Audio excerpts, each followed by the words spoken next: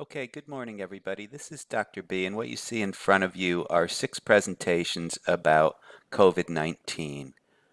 I am going to present each of these. If it's a video, I'll just let the video play. If it's a slideshow, I'll sort of walk your way through it. This may be different than the way the actual author does it, but at least this way you'll get to view each slide, and it'll all be in the form of a YouTube video, which should be visible by everybody. All this material is fair game for an open notes test that you'll have next week. So let's go through them one by one. We're beginning with Izzy's presentation right here, which is a YouTube video. Let's go to the beginning. Today I'm going to be Here we talking go. about the top 5 best state responses to COVID-19 and what we can learn from them. But first, it's important to know what COVID-19 actually is. It's a virus in the coronavirus family, one of 19. What can we do to treat it? Well, there's no cure, but remdesivir is showing potential and has been approved by the FDA as treatment. This is its chemical structure. Washing your hands with soap and water kills the virus because soap disrupts covalent bonds within the virus that hold it together. Disrupting these bonds makes the virus fall apart. Okay, getting back to our state responses. Coming in at number 5 is Montana. They declared a state of emergency preemptively. They implemented contact, identify, and test for individuals who may have been interacting with people who had COVID-19. They initiated a stay-at-home directive, which meant all non-essential businesses shut down and all non-essential workers stay at home and work from home if possible. Montana also chose to close public schools until May 30th. They also implemented rent assistance, which means that they suspended foreclosures, evictions. They also partnered with businesses to make sure that shutoffs did not happen for people who could not pay utility bills. Their hospitals did not become overwhelmed because of their fast and effective rollout of their planning and how well that they implemented it. Montana also has one of the lowest per capita infection rates in the country. And you can see in the top right-hand corner a graph and table showing the new cases and infection rates in the state.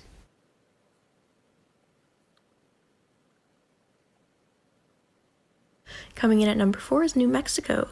They placed a public health emergency and helped mitigate financial hardships through rent assistance and unemployment assistance as well. They suspended foreclosures, evictions, and shutoffs, as Montana did. This was done through the Keep America Connected Pledge, which is a business pledge that pledges to not shut off Wi-Fi or internet connection for people who could not pay their bills. It is a voluntary pledge made by companies to help during this difficult time. New Mexico also implemented a mortgage payment suspension plan, which helps that homeowners will not be foreclosed upon by banks during this tough time.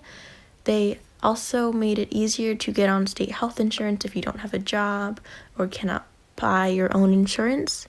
They implemented a stay-at-home order, which means no gatherings outside of the home for any amount of people. They did a non-essential business order, which means those businesses shut down as well. And they provided very helpful links and resources to those in need to find information about what is going on during this time and helpful places for those in need.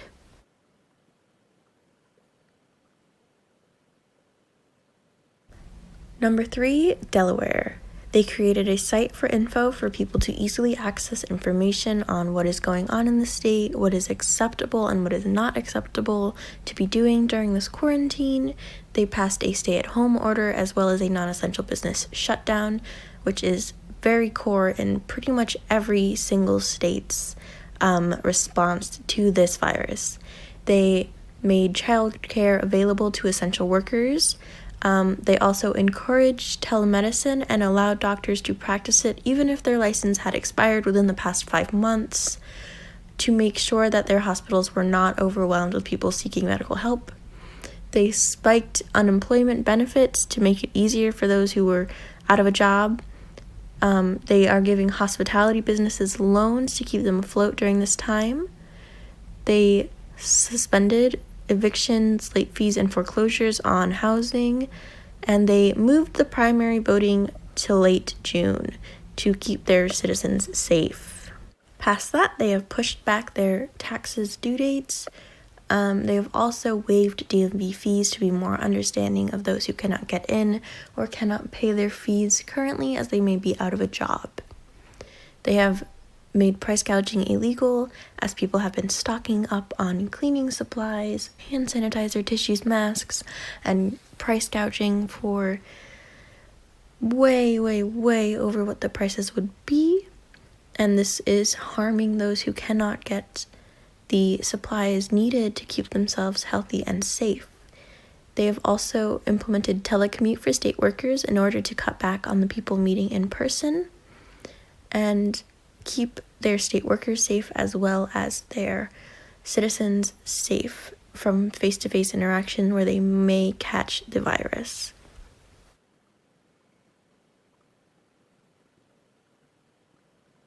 Coming in at number 2 is Michigan. Food and health assistants are core in their response. They're making sure their citizens are fed and healthy and have access to health care, as well as food for the children and the elderly. They have a stay home, stay safe order, which basically asks citizens to stay home as much as possible, not to go shopping more than once a week, no gatherings, nothing. They also have businesses suspending all operations for anything that is non-essential, basically no anything except for the grocery store and hospitals. Any open business must follow strict protocol set by the CDC, and childcare for essential workers is available. However, not all places are required to provide childcare for these essential workers. Only those that have been funded by the Child Care Relief Fund Act are required to provide this care. This stops many organizations from having to put their workers at risk. They have implemented as well very good unemployment benefits, as well as a system called Meet Up and Eat Up, which provides meals for those who may not be able to get out and get them for themselves. Michigan also has great job finding resources on their government website in order to help revitalize the economy once this quarantine self-isolation period is over, so that people may get back into the workforce and make money quickly. We are also providing business relief to small businesses through small loans and forgiveness for late payments. This is to stop small family businesses from going under during such a hard time in the economy. Number 1 is West Virginia. They prepared very early as January of this year. Their first step was to implement their emergency operations plan, which in part requires the National Guard to come in and help out. They made price gouging illegal, again, to help make sure that all of their citizens had access to fairly priced sanitation and health objects. They made a free information helpline. You can call them or text them. They also have a page on their website, their government website, where you can go and learn about the requirements, restrictions, and what COVID-19 actually is. They have closed all schools in order to keep their children safe, and suspended tax penalties so that their citizens don't have to worry about that extra stress. They've closed all state parks in all form and function in order to keep their citizens inside, healthy, and away from each other. They have also implemented a travel ban for employees for about the same reason, to keep them safe and not to spread the coronavirus.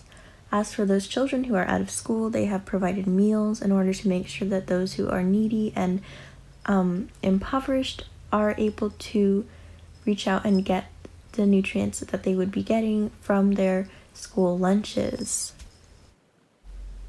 They've also shut down all non-essential businesses and boosted unemployment benefits.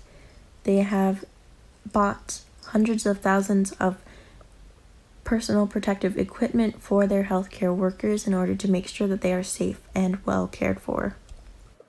They have also implemented a Heroes Pay grant for each county in the state.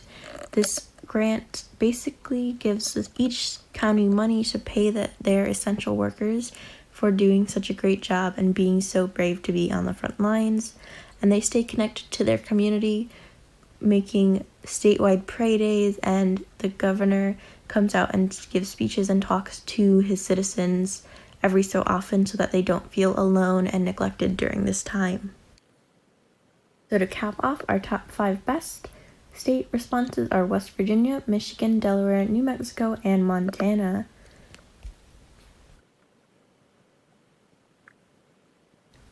So what can we learn from this? Basically, we learned that a fast response is important. It is also important to make sure that it is implemented and enforced consistently.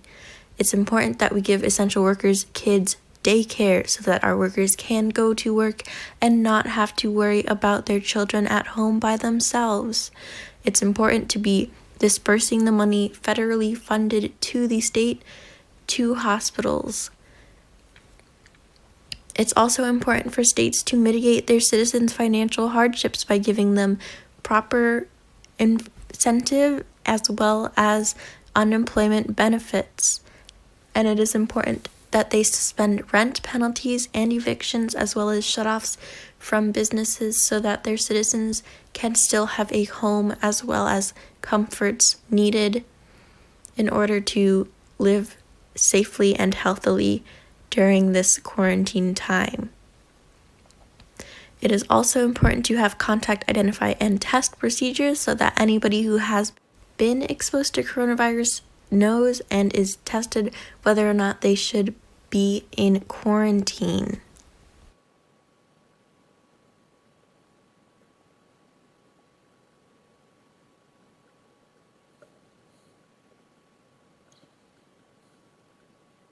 Okay, that was Izzy's presentation. I'm now going to move on to Megan's presentation. Now, she'll be presenting on her own later this morning, but I wanted to make this available publicly, so I'm just going to click through her slides as well. So this is Megan's presentation on remdesivir.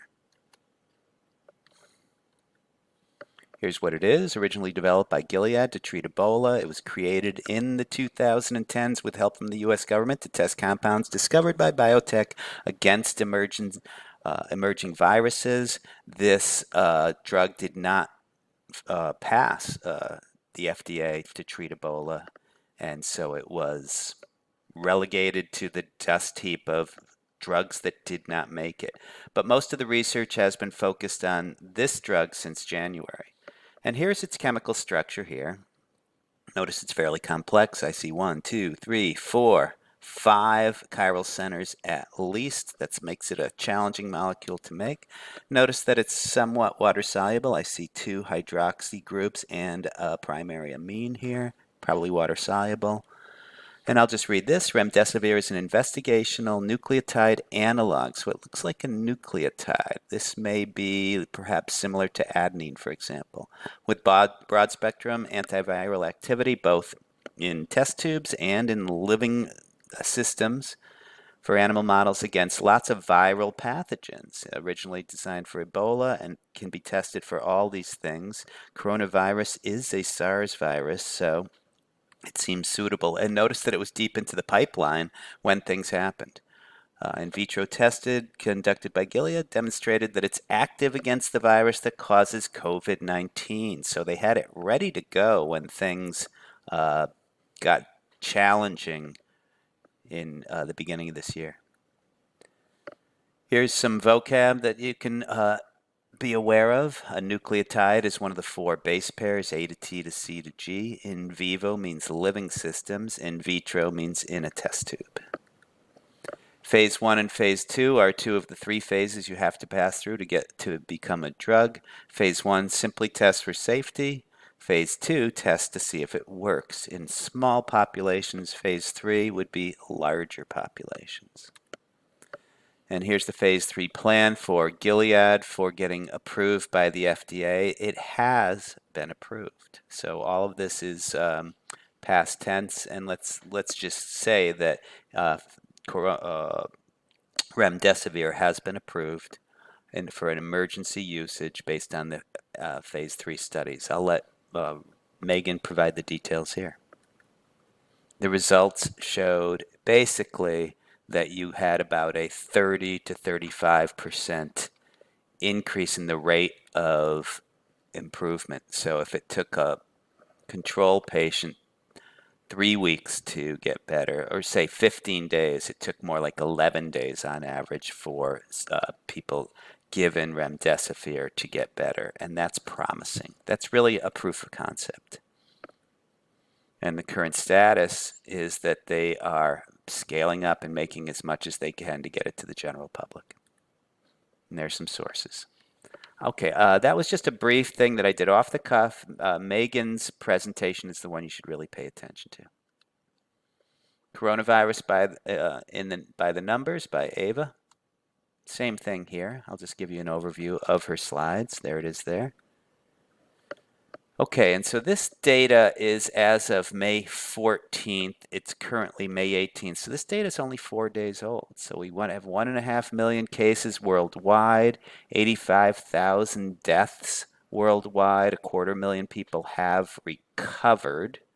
So you can do the math there and see how many people currently have it. These numbers change constantly. And here's the worldwide graph, which has not peaked. If you look at it by state, by far the largest state to be hit by the coronavirus is New York. I see here simply each state. And let's continue. These must be listed in order. And this gives you a graphic of showing that New York and the general New England area, which by the way is where we live, has been hit by far the hardest nationwide. And as of May 14th, here is some other states and how they're doing. Here's some details about New York that I'll let Ava provide details for you. If you ask me, the most important thing is that notice that this curve is now going down regardless of how you're looking at it. So New York got hit, and in general, any state or any place that gets hit, within a couple of months, typically the numbers begin to go down. They go down faster if you're doing a lot of social distancing, a little slower if not. If you reopen too fast, they may go back up. Alaska, look at that. New cases, 1 per state. So they're experiencing very low numbers.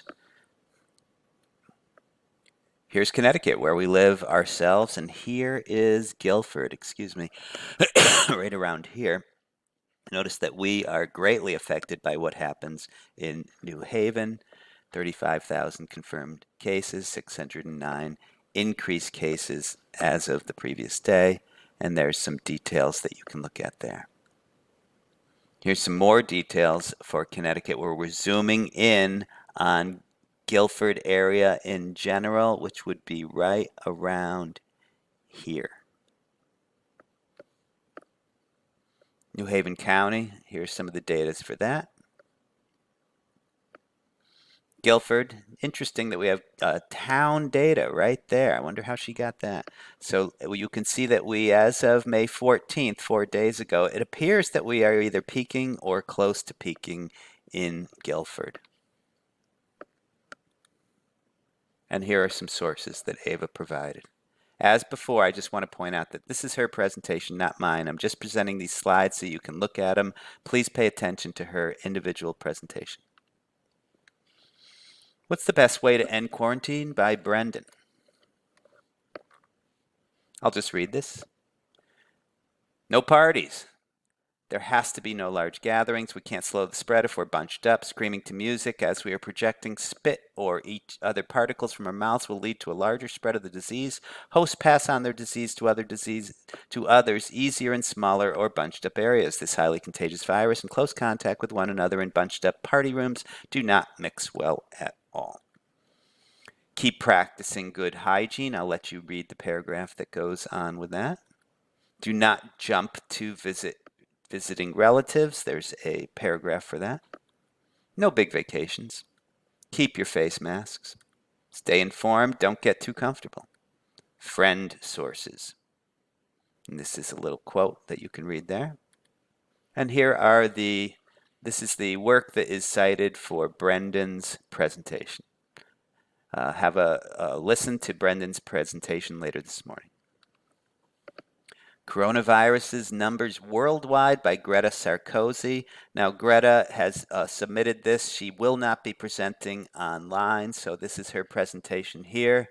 Greta, I'll be presenting this in my own words. There are some notes provided, but I'll just present this as I see it. Numbers Worldwide. This is perhaps about the same time. Oh, there it is, May 5th. So we are now 13 days old on this. So this is the data as of about 2 weeks ago. Worldwide, we are at 3.5 million cases, 250,000 deaths, and 1.2 million have recovered, meaning that we have about 2 million cases that are currently ongoing as of this date. If you look at it by state, you can see that United States, if you look at these numbers, United States is greatly outnumbering any other country by a multiple with 1.2 million cases. If you poke around, the next biggest case is perhaps Spain, I think, somewhere in here. But you can see that all of these are perhaps a fifth or less than the United States.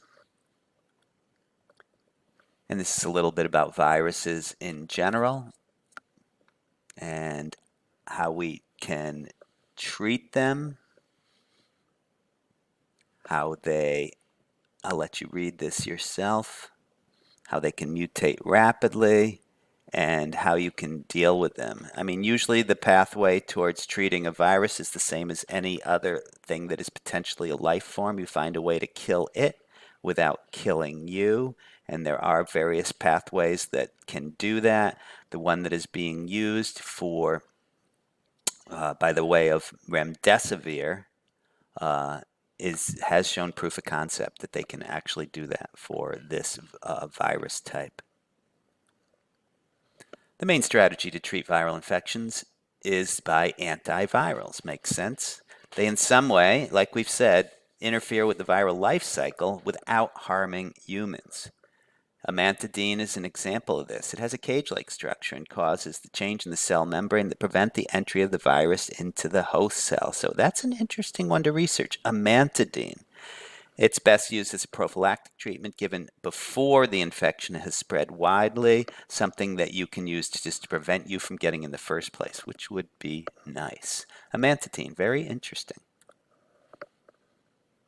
Here's a slide that just shows, I believe it's by the CDC itself, that shows that the symptoms that you get might take 2 to 14 days after the exposure and what you should do if you get it. Here's some images that look like they are humorous in nature, talking about when you work from home. And this is her sources. So this is Greta's presentation on the coronavirus. Today I'm going to be talking about the top 5. Last one, Making Remdesivir in Bulk and Pure by Julia Gangemi. She's already presented, but I'll just show these again to give you a complete set. There is remdesivir right there, and this is Julia's presentation. Notice that this shows you something. It's an injectable. It's not a pill, which makes it far more difficult to get it to the patient and far more dangerous. But this is the pathway chosen for remdesivir. That's despite the fact that it appears to be a good candidate for an orally available drug. It's got a molecular weight less than 500. It looks like it has decent water solubility. Perhaps there is a problem with it getting through the gut, meaning that if you just took it as a pill, it would get treated in some way as food. Get around that by injecting it directly into the bloodstream. It's the current and only treatment that's been approved for COVID-19. There's so many things in the pipeline already, and here's the summary. It speeds up the recovery by about 31%. Now, to make it large scale, as we saw from Megan's presentation, could be challenging. It has 5 chiral centers. It's a complex molecule to make, so making it on a large scale is not just cooking up a batch. It's something that is far more challenging. It's a long step-by-step chemical synthesis process, which we'll take a look at here. This looks like what we call a iterative rather than a convergent synthesis, meaning that you start with a couple things and you just do step 1, 2, 3, 4, 5, 6, however many it is, to end up in the with your final product. What this means is that if this step fails right here, you've lost everything. If you do this little conversion here to add on this amine to it and you lose it all, well, then the entire process is down the tubes. A convergent synthesis would make half of it, for example, on the left side, half of it on the right side, and then you converge the two to make them, meaning that any step along the way for either side means you still have the other side going fine, and it's not an all or nothing proposition. Certainly the last step is, but this is an iterative synthesis, and even making these molecules is not an off-the-shelf process. Look at the complexity of these molecules. BN means a benzyl group. That means C6H5CH2. There's lots of other sorts of things here. All right, so that's the synthesis to make it, and you need to do it in bulk. Not an easy thing to do. And this summarizes some of the challenges that go into it.